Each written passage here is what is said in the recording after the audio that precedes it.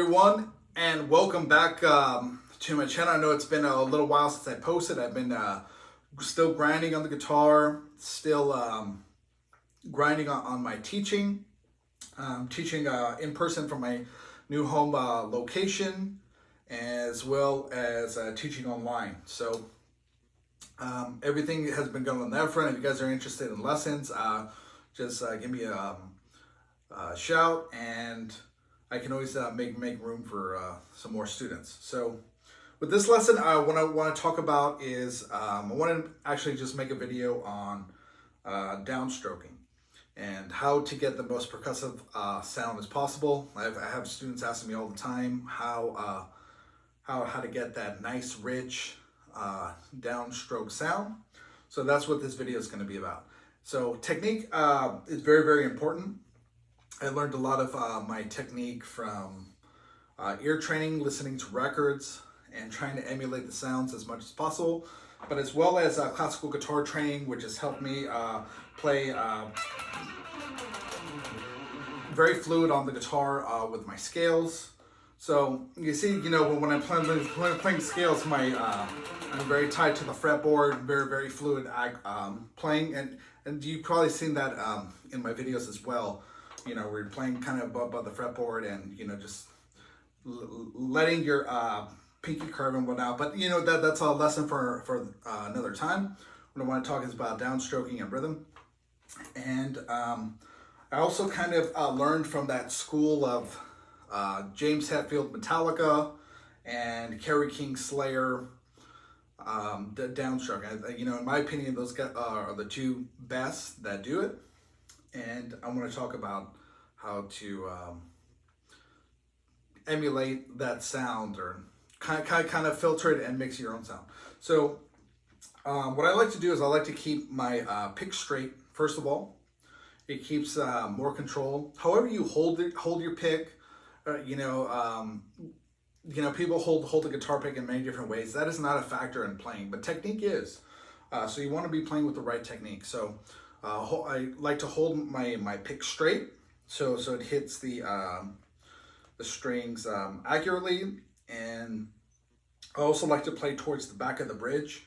I know a lot of people like to play towards that neck pickup, but you kind of hear it's kind of a brighter, thinner sound.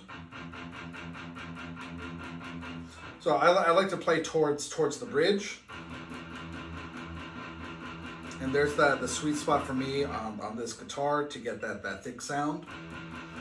The other thing that I want to point out is when we're doing the downstroking, it's going to be less wrist, or maybe a combination of wrist and forearm. So our forearm is what's going to give the attack and the right pressure of how to play these rhythms. So when we're playing on, let's just say postmortem,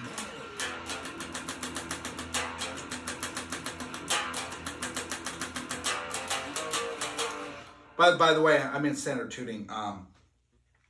What's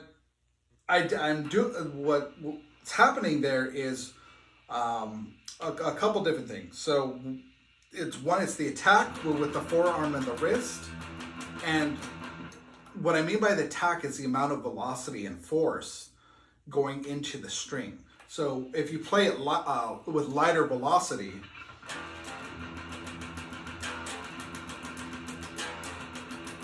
so that's kind of not so much wrist, but to get a rich, thick sound, you're going to attack the string a little harder. And when we're going into those eighth notes, minor seconds from the E5 to the F5, this eighth note is kind of when my hand relaxes. But in order to keep the speed up, you need to be able to relax your forearm as well as when you're playing, to last the duration of the song already, and to be on time and with your rhythm and stuff like that. So the other thing that I want to say is not just velocity. If you want to get an even thicker sound, what you can do is play multiple strings. So instead of just doing this, we can play that F5 with all the bass note chords. I mean, all the bass strings, 6, 5, and 4. I mean, man, it really sounds like a Panzer tank then.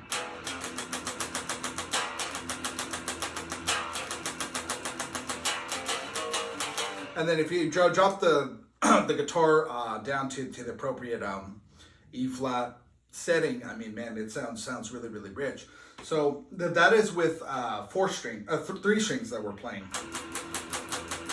So this is if you add 2 strings, same velocity on the pick. I'm just adding strings that I'm playing. 6 and 5, 6, 5, and 4. So you have that added root note. You have your root, 5th, and then your added root. So we're doubling the root. It's going to sound heavier.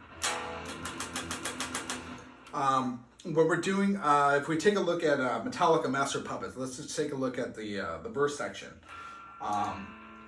So it's going to go, let's see, I don't remember. So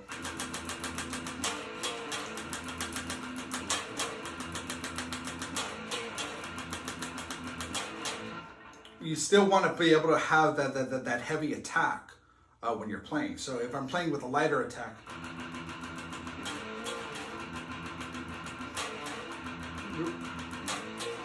you can play it like a little lighter. It still sounds pretty good, but with the heavier attack, and let's just say you're adding the E5 chord.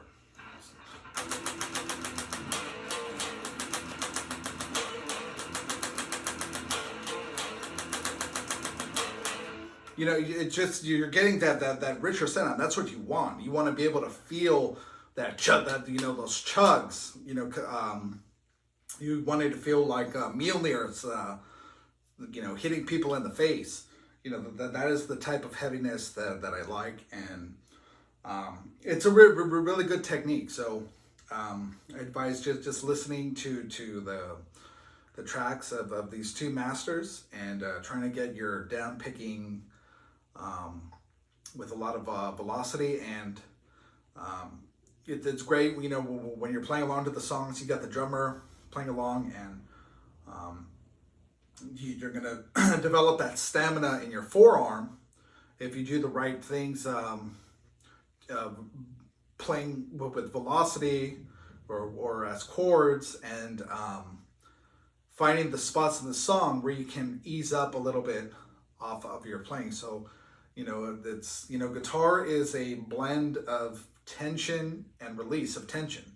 No matter if you're playing fast scales, fast chords, arpeggios, whatever, you know, it's a mix of tension and release. And this is going to help you play faster rhythms and different things like that. So, I mean, this is just one aspect of a rhythm guitar playing, is these downstrokes. I'll go into leads and things that I like to do, exercises that I like to do to play quick, but also different rhythms and different things that you do, because you're not always going to use downstroking all the time, but when you do, you want it to be heavy. And so that is my advice with that, as well as when you're playing live. I like to play faster. I like to play faster than things that are recorded, whether in a studio recording or your own recordings. You know, having the adrenaline and being able to kick your playing up in extra gear. You definitely want to be able to master relaxing with tension and release in your playing. So this is my downstroke video. I hope you guys learned something from it, and something useful that you can add to your playing. And I think that's about all I want to say as far as this video is. So if you guys have any questions, drop them below in the comment section, and I'm going to be posting more materials. And more guitar videos and stuff like that, but we can continue to I'll continue to add more material to help you guys out that I can. So with that said, until next time, horns up and skål.